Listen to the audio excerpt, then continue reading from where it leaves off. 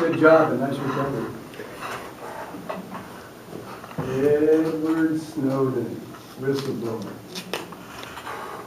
You knew that gathering information after 9/11 was going to be more of a priority, and it should, to some extent, to try and catch terrorists and to protect us.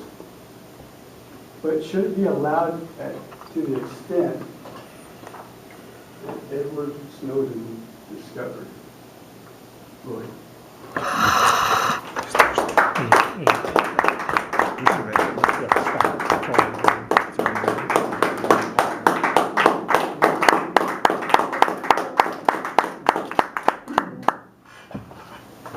First of all, there's a lot of misinformation about what the National Security Agency is doing.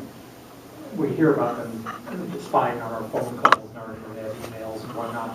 They're really not doing that. What they're gathering is what's called big data or metadata. In other words, they know what phone numbers each one of us has dialed. They know to whom we have emailed and who has emailed us, but they don't see the content of that.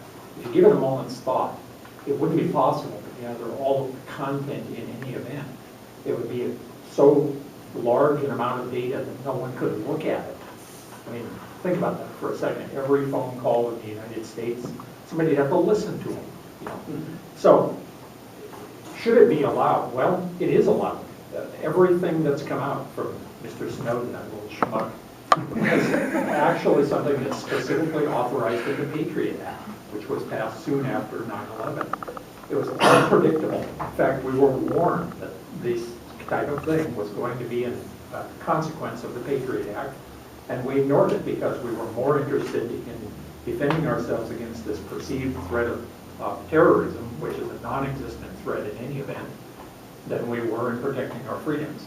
Well, as Ben Franklin once said, people who give up essential freedom in order to get a little illusory safety aren't going to have either one, and they won't deserve either one.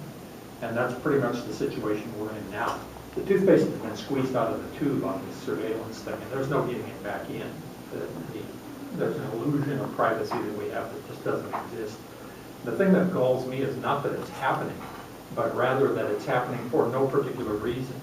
Do you know, for example, you have roughly 5 times the chance of being killed by a lightning strike than you do by a terrorist attack? It's based on the numbers from the last 5 years. You have double the chance of being bitten by a rattlesnake and dying than being the victim of a terrorist attack. There have been 480 serious terror attacks in the U.S. since 9/11, and not one of them has worked. The most serious injury was actually, I'm sorry, one of them worked. That was the Army doctor down in Fort Hood who shot all those soldiers. This guy's going on trial now.